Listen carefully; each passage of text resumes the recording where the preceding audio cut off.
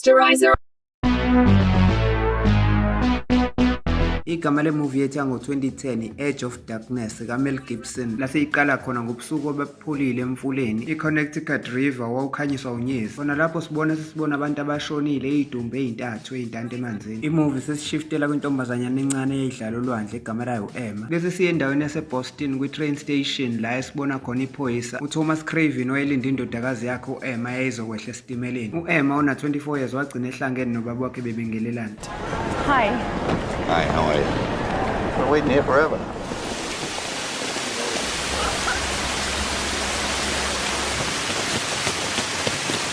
uThomas wagijima eya kwindodakazi yakhe ayibona iphalaza wacabanga ukuthi kungenzeka ukuthi iyagula. Bese emotweni wabuza uThomas ukuthi u-Emma right yini, wahleka wasmile u-Emma wathi u-right. Kodwa uThomas wasola ukuthi indodakazi yakhe kukhona emfihlela khona. uThomas ebuza ku-Emma ukuthi ngabe uyangifihlela ukuthi sengizoba nomzukulu. u-Emma wahleka etshela ubaba wakhe ukuthi akakhulelwe. uThomas wabuza ukuthi kodwa ngithi ukhona umuntu othandana naye, wavuma u-Emma ukuthi unaye i-boyfriend. Watshela ubaba wakhe ukuthi kodwa ngiyacabanga ukuthi ngeke uzumthanda. Wathi uThomas ukuthi ngizomthanda noma ngizokumthanda mina ngijabulela ukuthi ufikile ekhaya. Sebese ekhaya u-Emma wacela ukuphekela ubaba wakhe kodwa uThomas watshela u-Emma ukuthi u-Emma ukhathele akaphumule uzopheka yena.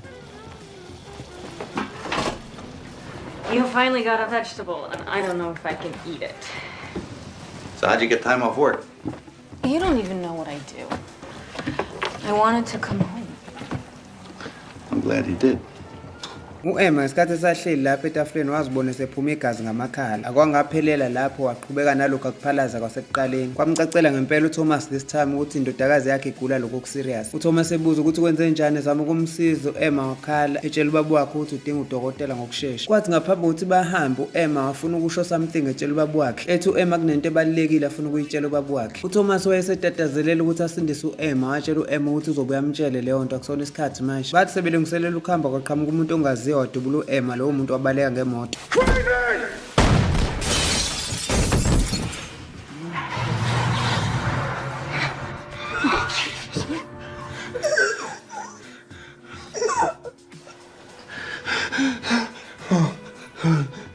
Emva kwaleso sigame kwafika amaphoyisa amanye asebenza noThomas. Amaphoyisa asola ukuthi kungenzeka ukuthi lo muntu wesibhamu beqonda ukudubula uThomas kwadubuleka u-Emma. Yo, that one word, Craven, and then you fired. Jesus Christ. You know, some water, coffee or something. Somebody get him some coffee.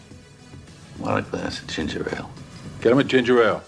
Kwathi letha ngalobo busuku esesele yedwa uThomas esehambile amaphoyisa ese-bathroom. Wathi isula ubuso uThomas wathola ukuthi ithawula asula ngalo linegazi lendodakazi yakhe u-Emma. Kunokuthi alilahle uThomas waligoqa kahle waligcina ecabanga ukuthi lokho kuseyingxenye yendodakazi yakhe emlahlekele kade eyithanda kuwukuphela kwayo. Ngokuthi uThomas wayehluleka ukulala kungalaleki ngalobo busuku wayithola esesekamereni lika-Emma eyobheka izinto zakhe. Nokwathi lapho esamile esacabanga ukuthi yini ezomnika umkhondo kwavele kwakhala ifoni ka-Emma waphuthuma ethi uyoyiphendula. Kodwa kunokuthi umuntu oyayifonile akhulume wavele wathula kangakhuluma. Lokho kwamshiya esedideke kakhulu uThomas ngokufa kwendodakazi yakhe. Ayiseyiphupha ngisho ebusuku kungathi ukhuluma naye.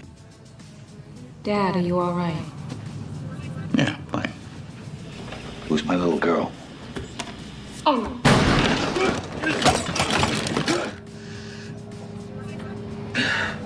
Ngakusasa uThomas wabuyela emsebenzini. Ngesikhathi efika epolice station watshela amanye amaphoyisa asebenza nawo ukuthi bamnikelele le phone kuma-forensic team ukuthi bamtholele ama-contacts ala efonini ka-Emma okungenzeka athole iy'mpendulo. Wasuka lapho uThomas waya kubaphathi bakhe abafike bamtshela ukuthi akufanele ngabe usala emsebenzini. uCaptain nomngani kaThomas uBill babencenga uThomas ukuthi akazame ukuthatha i-leave okungcono. uThomas wacela umphathi wakhe ukuthi abamvumele aliphenye yena lolu daba ethi ayikho imigomo ezomvimbela ekutheni azenzele yena i-investigation ngoba nayo iphoyisa futhi ingane yakhe. For reasons only I would know about, then I'd rather get paid for it so the rules don't apply.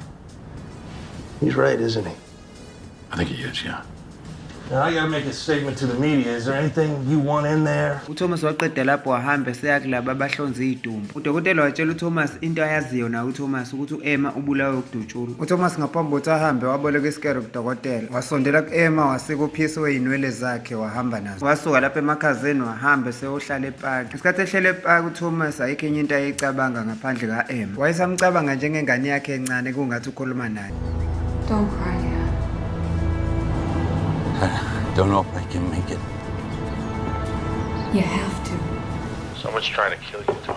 Just staying. I got nothing. I never lived life or said what I thought enough to have enemies. Ngemva kokulothiswa ka-Emma siyambona uThomas esechitha umlotha ka-Emma olwandle. Noma yena wayesakwenza lokhu uThomas kodwa still wayengakholwa ukuthi indodakazi yakhe ishone ngempela. Esebuyele ekhaya uThomas waqhubeka nokupequlula empahleni zika-Emma ebheka. Nokuyilapho esikhwameni sika-Emma emsebenzini athole i-ID badge yasemsebenzini eyayiveza ukuthi u-Emma usebenzele enye inkampani ka-government eyaziwa nge-Northmore. UThomas esaqhubeka nokubheka ey'ntweni zendodakazi yakhe wathola enye into eyamthusa kakhulu, isibhamu. UThomas kwamthusa kakhulu ukuthola isibhamu ey'ntweni zendodakazi yakhe ey'buza ukuthi kungenzeka kanjani ukuthi umuntu onomoya ophansi kanje onenhliziyo enhle ohlale eyihlekela njengo-Emma abe nesibhamu. Efuna ukuthola impendulo uThomas wasebenzisa isystem yamaphoyisa yasemsebenzini wakhe for ukuthola i-serial number yaleso sibhamu. Wathola ukuthi sirejistwe egameni lomuntu wesilisa egama lakhe uDavid Burnham. UThomas wayeseshwa wayithola i-address kaDavid wasuka lapho waqonda khona. Ilandelwa iphoyisela umngane wakhe uBill lifuna ukukhuluma naye kodwa wahamba. Ski mask found in the hedge 5 doors from you. Keep me posted. Where are you going?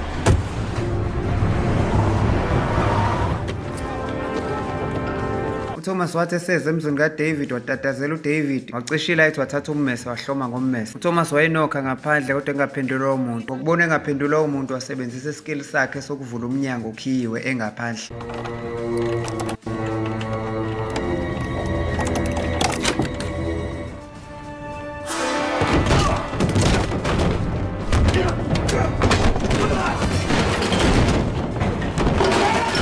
uDavid Burnham esengaphansi esikhathi uThomas Craven esemcindezele ngaphezulu. uDavid wavuma ukuthi uyi-boyfriend ka-Emma. uThomas wabuza kuDavid ukuthi wayemnikelani u-Emma isibhamu kodwa uDavid akangafuni ukumtshela. uDavid wayesaba etshela uThomas ukuthi kunabantu abababukayo. Ethi uDavid kuThomas akahambe njengamanje uma esafuna ukuphila otherwise khona into ezokwenzeka. How did my daughter get a goddamn handgun? All right? Why? I know you. You're her dad. What kind of trouble she was in? Can't talk about that.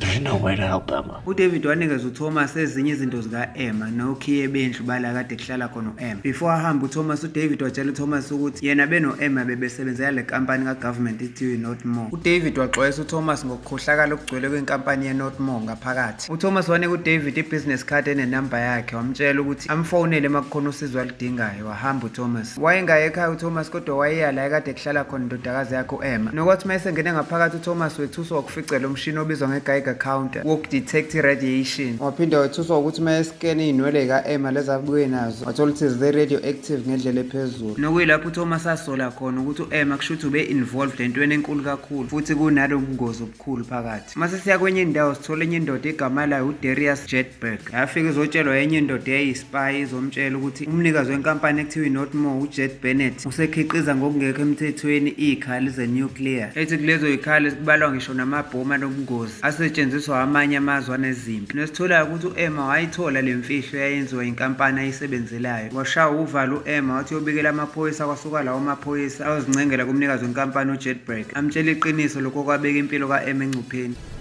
One of their secure facilities was penetrated. An employee who may have been involved has been killed. Fact is, we don't know. She was shot dead 5 nights ago. Who killed her? That's not the issue at this point. uThomas waqhubeka nophenyo lakhe esefonela ama-contact asefonini ka-Emma. Nokuyilapho athola khona intombazane ekuthiwa uMelissa naye ebisebenza no-Emma umngani wakhe. uMelissa wasabela impilo yakhe engafuni ukuhlangana noThomas nokukhuluma naye. Kodwa wabuye washintsha umqondo uMelissa wafuna ukusiza uThomas mayelana nendodakazi yakhe. uMelissa bavumelana noThomas ukuthi bazofonelana bahlangane. uThomas wasuka lapho waqonda ngqo kuleyo nkampani yaseNorthmore. Ngokuthi wayefuna ukuyozibonela yena uThomas waqondana ngqo nomnumzane uJack Bennett umnikazi wenkampani. I'm sorry for your loss. Thank you. You have interesting friends. How can I help you? I suppose I want to know what my daughter did here. Well, you understand that most of what we do here is classified. Almost everything we do. You ready for this? I'm ready for anything. We have a DNA match. Got a man down on the couch. Give me one. Contact. Move it. This guy was a comer in his profession. This guy was a hitman. So what are you saying? I'm not saying anything. And why would a probe blow off 2 barrels of a shotgun instead of saving one for his target? Later ngalobo busuku uThomas washisa impahla ezindala zika-Emma. uThomas wasola engathi kukhona umuntu ombukayo, waphenduka ngesibhamu ebheka emuva. Wathola ukuthi umuntu owayehlele emva kwakhe kwakuyena uDarius Jedburgh, owayeyi-BIC, i-British Intelligence Consultant. uDarius watshela uThomas ukuthi wake waqashwa abantu abasezingeni eliphezulu ukuthi akabulale u-Emma. Ethi uDarius kwakumele ngibulale nabo bonke abasondelene nayo, ngisho nawe, etshela uThomas. uDarius wathi abanye bebesola ukuthi u-Emma uyivukela mbuso lesishoshovu. uDarius wasukuma ekhombisa uThomas izithombe zabantu abathathu abafile, okuyilabo abantu abathathu esibabone bentanta emanzini omfula ekuqaleni kwemuvi. Ethi uDarius labo bantu bebezama ukunyonyobela ukuyongena eNorthmore for ukuthi bathole ubufakazi bokubophisa ikampani yaseNorthmore. Ethi uDarius bafa bengakafiki ngisho ukufika ngoba iNorthmore inobungozi kakhulu bezinto ekumele yifihle. Ethi uDarius kuyimanje kwalahleka i-laptop ka-Emma. Ethi uDarius labantu abafile bebekade behambisana naye u-Emma for ukuzozama ukutshontsha information la eNorthmore. Ethi uDarius u-Emma wakwazi ukweqa kodwa bona babanjwa bobathathu babulawa. Wacabanga lapho uThomas ukuthi kungenzeka ukuthi indodakazi yakhe befuna ukumtshela into ephathelene naleyo nto izishona. Ethi kodwa iqiniso uzewashona nalo u-Emma. I mean, you see something happen that's so wrong, you have to act. Her companions died, then she came home. I'm gonna advise my department to allow you to continue your investigation. uDarius wenza okungalindelekile ngoba washiya uThomas ephila futhi ekhululekile ukuthi angayiqhubekela nokuzenzela yakhe research. Wasala yedwa uThomas esecabanga ukuthi indodakazi yakhe ayibanga i-victim yokudubuleka ukuthi bekudutshula uThomas, kodwa ibisiphila njengenyamazana ezingelelwa imfihlo nolwazi analo. Ngakusasa ekuseni uThomas waphinde wavakashela uDavid Burnham obeyi-boyfriend ka-Emma. uDavid wacasuka ebuza kuThomas ukuthi usuzofunani la ngoba nginikele iy'nto zengane yakho. Wacasuka uThomas wakhahlela uDavid. David wasuka lapho wahamba eseyohlala kusofa. Nokuyilapho uDavid atshela khona uThomas ukuthi ungaphansi kwe-contract ka-5 years and akavumelekile ukukhuluma lutho. uThomas wayesafuna ukwazi kahle impendulo, wabuza kuDavid ukuthi u-Emma bebazana kanjani nalabo bantu abatholakale befile emfuleni. uDavid ngokubona ukuba serious kwalolo daba wathatha uThomas bahamba beyokhulumela e-basement ukuze bangaziwa umuntu. Sebekwi-basement uDavid watshela uThomas ukuthi u-Emma bekungasona nje just isisebenzi. Wathi kodwa u-Emma bekuwumuntu obelwela amalungelo abasebenzi nokuqeda ubugebengu obebungaphakathi enkampanini yaseNorthmore. Ethi uDavid u-Emma ubesezame kaningi ukubhalela umphathi wamaphoyisa ekuthiwa uJim Pine ngethemba lokuthi uhulumeni uzosukuma ungenelele. Ethi uDavid futhi u-Emma watshela nommeli wenkampani yaseNorthmore, umnumzana uSenderman. Ethi uDavid ukuthi u-Emma wathola imfihlo enzima kakhulu about i-development yokukhiqizwa kwe-nuclear ngaphansi kwenkampani yaseNorthmore. Ethi uDavid ngayahluleka ngisho kuthiwa ngiyamtshela ukuthi usezama ukubeka impilo yakhe engcupheni. Ethi u-Emma ngeyakwazi yena ukusebenzela inkampani ezobulala amabhiliyoni abantu. Ethi wayefuna ngenkani ukuthi iqiniso lihlale obala. No, I can't prove this, and you can't prove it. I mean, you're a cop. You gotta help me. Tell me the truth. We'll get you deposed by a lawyer. No. All right. You can always change your mind. uThomas emva kokuzwa lokho nangokubona indlela uDavid ayithuke ngayo wambuyisela isibhamu ayesithatha edrawini lika-Emma emtshela ukuthi ngisho ngathiwa ukangiphendula imibuzo eminingi kodwa ngicela ukukuthemba kwamanje. uThomas akuvumanga ukuthi awulala ngalobo busuku. Wahlala emotweni ebukela uJack Bennett embukela kude nokuyila agcina khona edecide ukumlandela.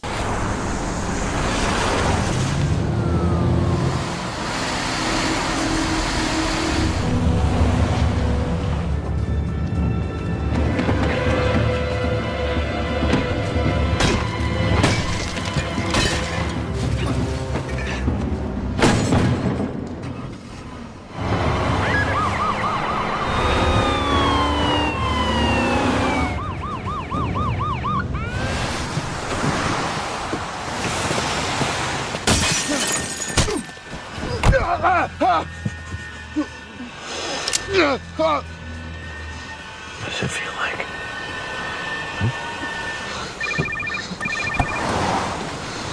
Ngakusasa i-boyfriend ka-Emma uDavid watholakala eseshonile phezu kosofa wakhe. Wayedutshulwe ekhanda ukukhombisa khona ukuthi uDavid ubeqinisile kule nto ayede eyitshela uThomas ukuthi ukubulawa ka-Emma kwakuzochaphazela nabo bonke abantu ababesondelene naye. Kwabuye kwaqhubeka imihlangano ayeba nayo uThomas nowaye-British Intelligence Consultant uDarius Jedburgh. Bobabili ababefuna ukwazi be-curious about ukuxhumana ka-Emma nezinto ezaziyi-radioactive material. Bobabili uDarius noThomas ababefuna ukwazi. Kwathi later ngalobo busuku uThomas wamiswa omunye wesifazane umhlangano oyintatheli owayefuna umfaka imibuzo eyimalana nokushona kwendodakazi yakhe u-Emma. UThomas wayengafuna ukuphendula leyo ntatheli kodwa akafunanga futhi ukuyishiya izizwe iphoxekile. Wayitshela ukuthi ucela ukubuya akhulume nayo, wacela i-business card yayo yamnikeza intatheli. UThomas wayesafuna ukuthola iy'mpendulo, wahamba ngakusasa waya kule leyo yenkampani yaseNorthmore azama u-Emma ukuthi akhulume naye, uMr. Sanderman. I'm Thomas Craven, Detective Thomas Craven, Boston Police Department. I know who you are. I understand my daughter was a client of yours. Yes. Can I ask you what this is about? She came to your office. She wanted to blow the whistle on something. But then later on that night, you invited her out to dinner.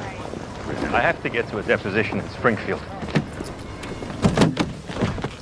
My daughter came to talk to you, but you're Northmore's attorney. Getting you in trouble is good enough for me. Listen, asshole, this is not about police, okay? No, I want to see the senator.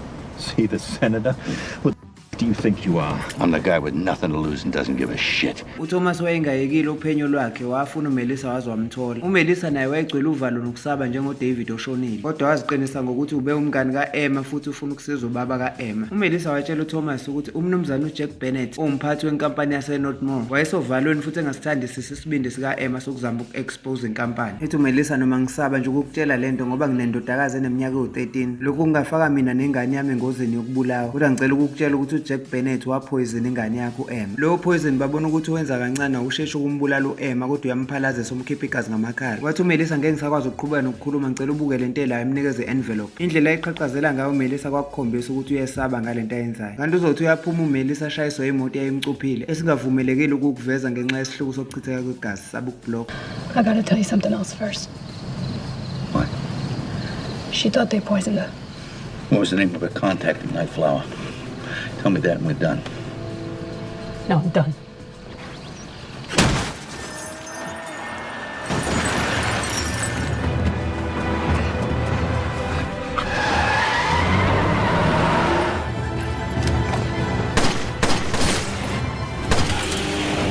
uMelissa wayelimele kakhulu noThomas wamphuthumisa esibhedlela ngokusheshsha. Inhlanhla uMelissa wasinda waphila kodwa wayeselahlekelwe umlenze wakhe wodwa. uThomas ngokubona indlela uma kaMelissa ayekhala ngayo efika esibhedlela ezobona ingane yakhe kwamphatha kabuhlungu uThomas lokho waze wahamba waya emotweni yakhe. Kwi-envelope uThomas ayenikezwe uMelissa kwakune-CD. uThomas wathatha leyo CD wayifaka kwi-laptop wayidlala. Kwi-screen saleyo video kwavela u-Emma wayekhuluma ngokungabi navalo nanokucasuka nanokuthi usekhathele ukusebenzela inkampani eyayenza izinto ezingekho emthethweni, ukukhiqizwa kwama-nuclear weapons eNorthmore. Ivoice yakhe nemessage yakhe ayibeka konke kwakucacile kuzwakala kahle.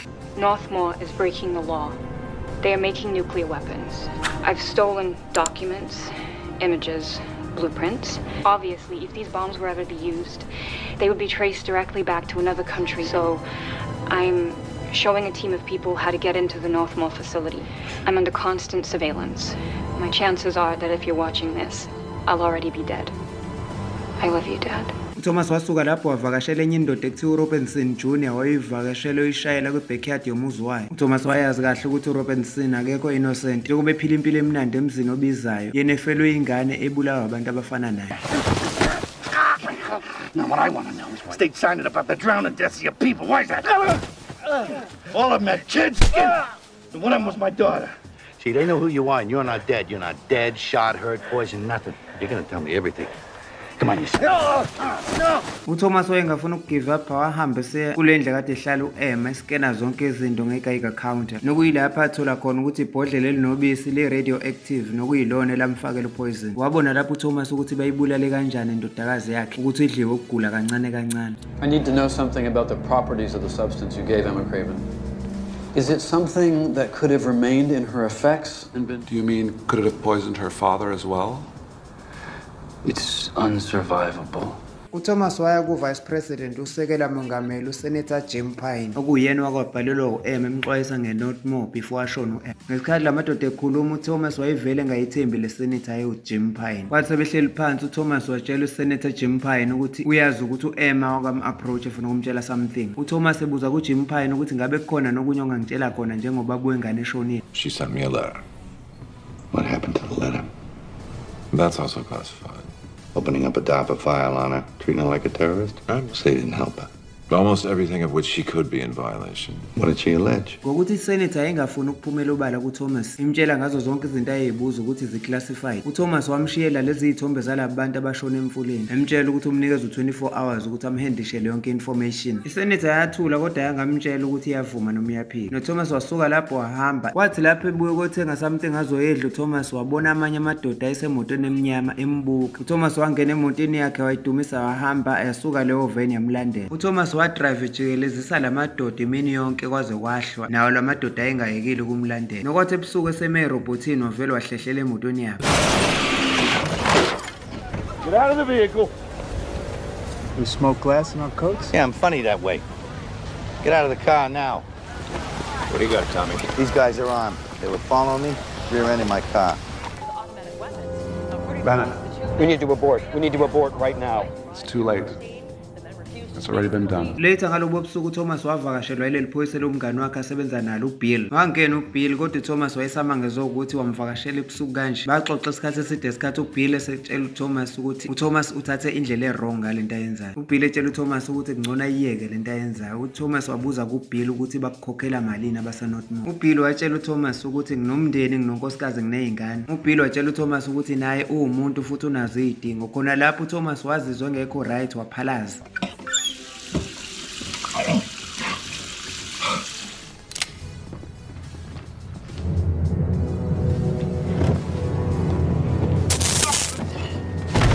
Emva kwesikhathi uThomas waphaphama eseboshwe ngozankosi eboshele komunye umbhede kwenye indlu ebandayo yama-facilities aseNorthmore. Wayikhahlela leyo nsimbi, wayikhahlela isikhathi eside yaze wagcina inqamuleni. Waseyazilalisa wazenza umuntu oqulekile enzela amakhono ongenayo. Nangempela kwangena omunye udokotela wayegqoka izinto ezimhlophe.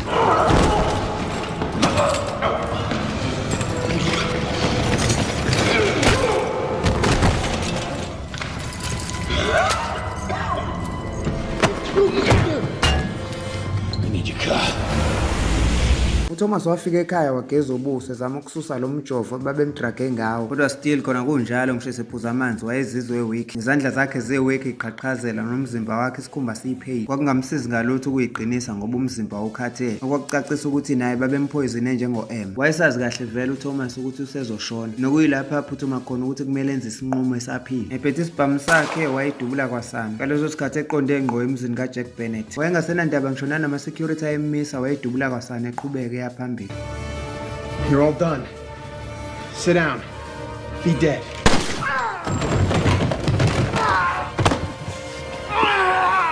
Say Craven.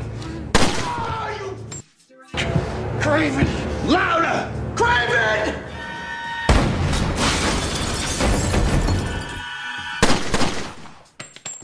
uJack waqhamuka wadubula uThomas esifubeni. Noma wayesedubulekile uThomas kodwa wayengafuni ukuyeka ukupay revenge yokushona kwendodakazi yakhe. Wanyuka kanzima ngama-stepisi wafica uJack wayesedubulekile, naye wazama ukumphoqelela ukuthi aphuze lolu bisi olu-radioactive. uJack wahamba esephuthuma lapho ukuyothatha amanye amaphilisi awe-antidote okuvikela upoison ukuthi ungamngeni, kodwa uThomas naye wayesewake esedubulekile, wakwazi ukumfica engakawaphuzi lawo maphilisi. You know you deserve this.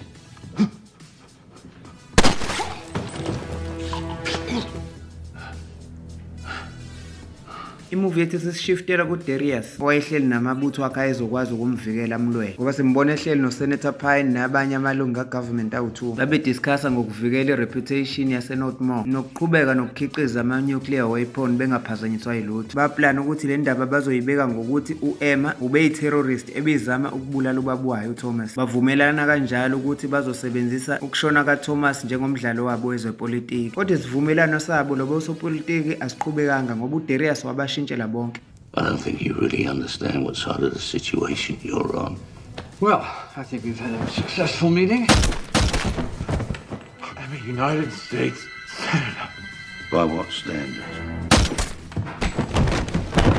Iphoyisa eliselincane lethu zokuqhuma kwesibhamu langena. uDarius walikhomba leli phoyisa walibuza ukuthi linayo unkosikazi. Lavuma leli phoyisa ukuthi linayo unkosikazi nezingane. uDarius walizwela leli phoyisa wehlisa isibhamu, kodwa iphoyisa lashintsha khona lapho ladubula yena uDarius lambulala. Kwabe indaba sibona le yantatheli yake yazama ukukhuluma noThomas wayecela ibusiness card yayo, ivula i-envelope ayisendele uThomas. Nokwathi lapho losisevula phakathi kuleyo envelope wafica ama-DVD, nokuyilapho ahlala khona ubala wonke amaqiniso, bebuka ama-recordings ka-Emma bewadlalela wonke umphakathi live ku-TV. TV. Iy'ntatheli zayibuka zingakholwa wonke amaqiniso esihlale obalo about i-corruption namanga kuhlangene nokubulala. Lokho kwase kubonakala ukuthi uThomas wakwazi ukuqedela imishini eyayiqalwe indodakazi yakhe u-Emma ngokuveza amaqiniso ngayo yonke into. Sambona uThomas wayelele embhedeni wasesibhedlela. Ngoba wayeseshona uThomas wayizwa ivoice yendodakazi yakhe u-Emma. Okuyilapho ashona khona uThomas sesibona ngekomoya behamba nendodakazi yakhe bephumele endaweni ewukhanya. Siyayibeka lapha namhlanje ungaphuthelwa imuvi elandela izo-uploada ngekudala. Stories of Beat.